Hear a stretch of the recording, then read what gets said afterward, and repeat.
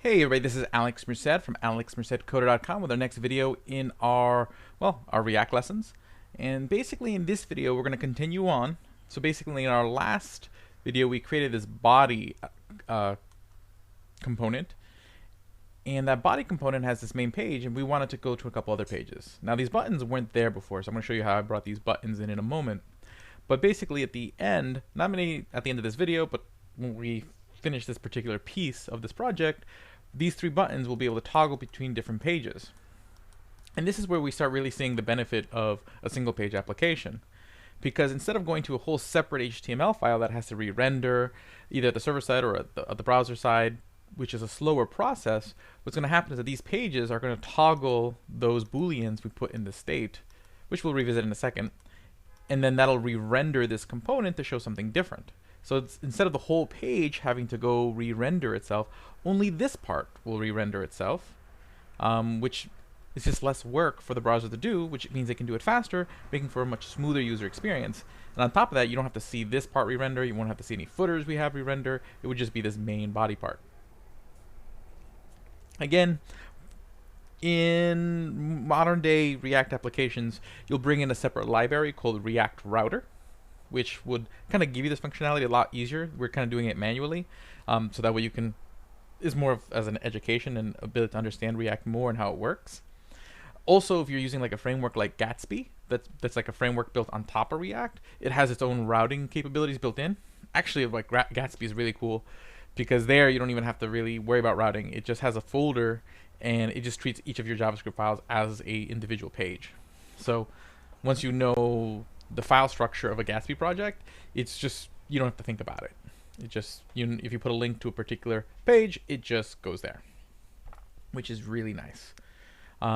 Cool. So with that, let's go back to the code. Okay, so just to kind of update you where we left off. So we created this body component, okay? And here's our constructor that brings in our state object. And we have three variables in our state object: main page, blog page, and contact page. Which will be three, we'll use the blog page to learn about doing API calls in React. We'll use the contact page to learn how to create forms in React as this lesson goes on. But the thing is that we don't want all three things rendering. So that's why we have these Boolean variables. Because what we did is I created three components. So last we only had main page. So I just kind of copied it over. So right now it's just, these are just three functional components: main page, blog page, and contact page. And all they're going to display, this is the main page, this is the blog page, this is the contact page. That's it right now, because we just want to get to the point where we can switch between them. Which one we'll show will be based on what's true. So of course, when you first go to the website, the main page should be true, the other two should be false. Because if I set them all to true, well, that'll just confuse it. I'll explain you why. Because basically what it's going to do is that then the render function kicks in. That's when the component loads, it'll kick in this render function. It'll create this variable called render target, and I've added this variable page nav. This is those three buttons. Okay, now why did I create a separate variable for that? Because technically I always want those three buttons at the bottom of the page. So let's go back and so you can see those three buttons. So how would I get those three buttons always at the bottom of the page?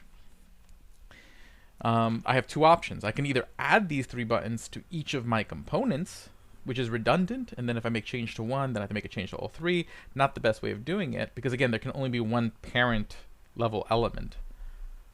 Or I can make it a separate variable and then render an array of elements. So the trick to having multiple parents is you can pass in an array of elements. So essentially what's going to happen is that technically it's going to render, so in this case, main page is true, so when it goes to these if statements, render target is going to equal this array, which is the main page component, and then the next element in the array is the page nav variable, which has this, my buttons.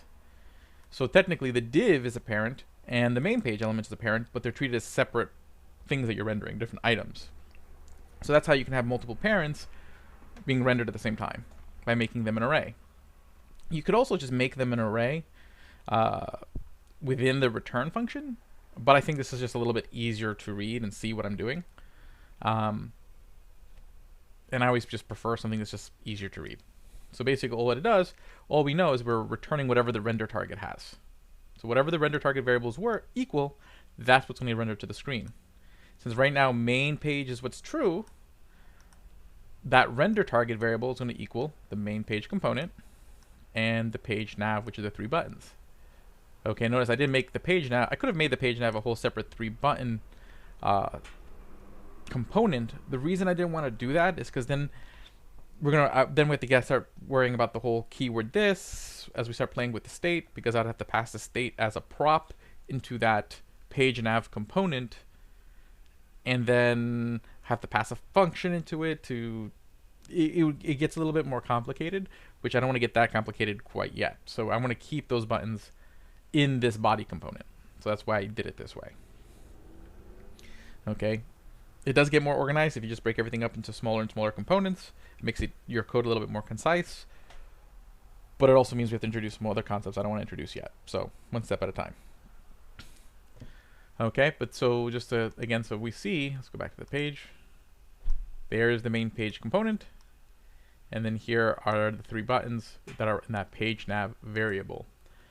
Okay, now later on, we're going to make it where if blog page is true, then the blog page component will render. And if contact page is true, then the contact page component. So which one of these will show up will be based on which booleans are true. But right now, these buttons don't do anything. If I click on them, see there's no onClick. So I need to create some functions, some methods for this class. And you would just create them like you would create any function in a class. So let's create one for each. Okay, so we'll call this main page. Okay. And we'll camel case it just to make it easier to read. And basically all this function is really going to do is just change the state. And to change the state, you're going to use this dot set state. Okay, so this dot set state, and then we're going to pass in an object, which I'll just copy over our already existing object here. Okay, so basically what it'll do is say, hey, this is going to be the state now. And that's it. That's all that function will do. That's all I need it to do. And then I'll just copy it over 2 more times for, just make sure it's not conflicting with any other variable names. Nope.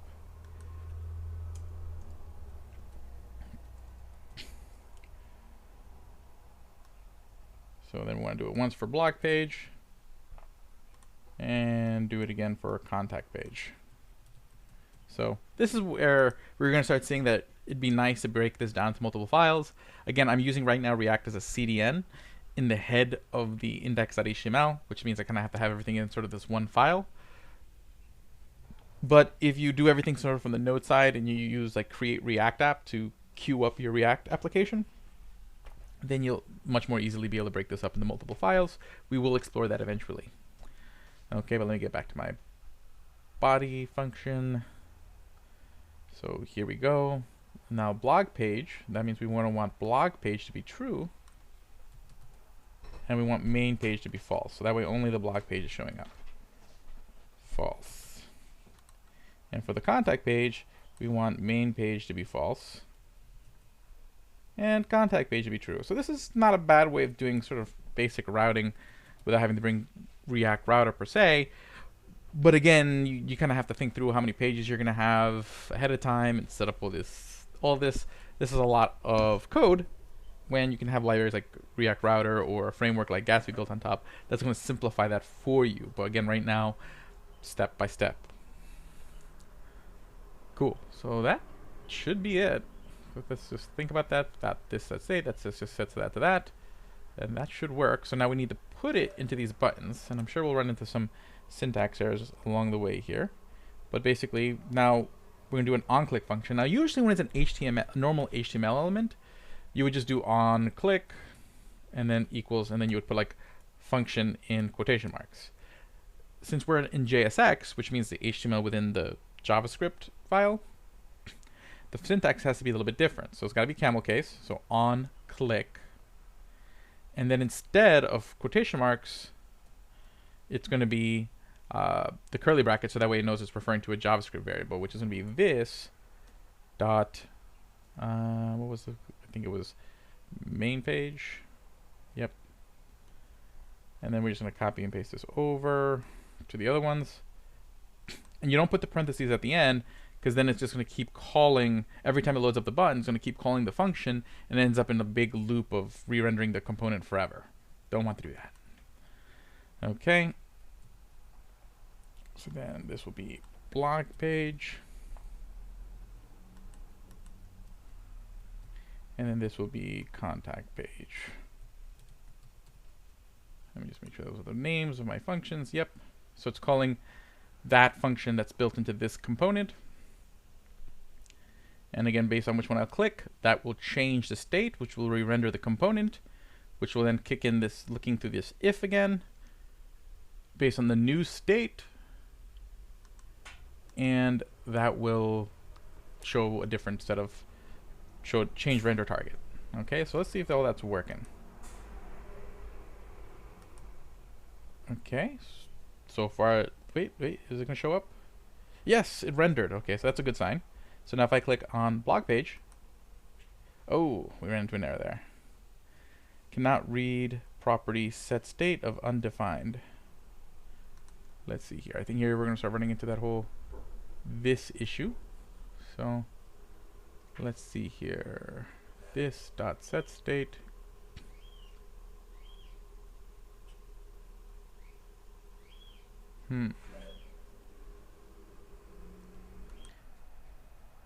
Okay, so I was hoping to avoid the whole like this binding thing this early on, but it looks like we're gonna have to cross that bridge now. So basically what happens is that this in JavaScript is different than this in other languages. Generally in most languages, as long as you're within the class definition, you can use this, and it's always gonna refer to the class or the instance. Now JavaScript doesn't have like pure classes in the sense that most languages do. It uses prototypical inheritance, and I'm not going to quite get into all of that today, but what this means is that when we do the onClick function here, so we call this, and we say this.main page, once you're, basically this is being called once the button's already been exists, so it doesn't realize that this is now still referring to this class. It's like I think it thinks it's referring to the button, which is not where the function resides. So it's all confused, like where specifically, in this case, where the set state is. So it's looking for a set state function within the definition of like the button, and that's confusing it. So what we need to do is we need to bind the function to this instance, and we can do that in the constructor. So basically we have to bound each of these functions and do this. Okay, so we're going to say first this dot main page, so our main page function equals this dot main page dot bind, so it's binding something to this function, and particularly what we want to do is bind this. Okay, this is not because of React, this is just because how JavaScript uses the word this, and it's actually really good reading. I do highly recommend to go read into the this keyword in JavaScript and what makes it so weird in JavaScript. But essentially I gotta do this. This should be the solution. And we gotta do this for all three of them. So that way each of them are bound, have the this keyword bound, and that should fix the buttons.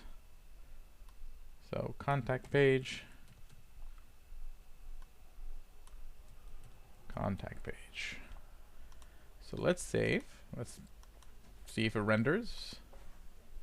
That's wish me luck. And is it gonna render?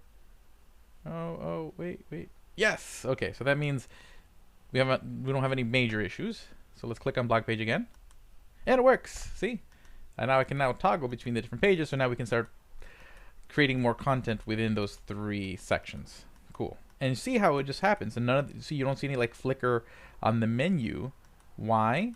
Because you're not going to a whole other web page.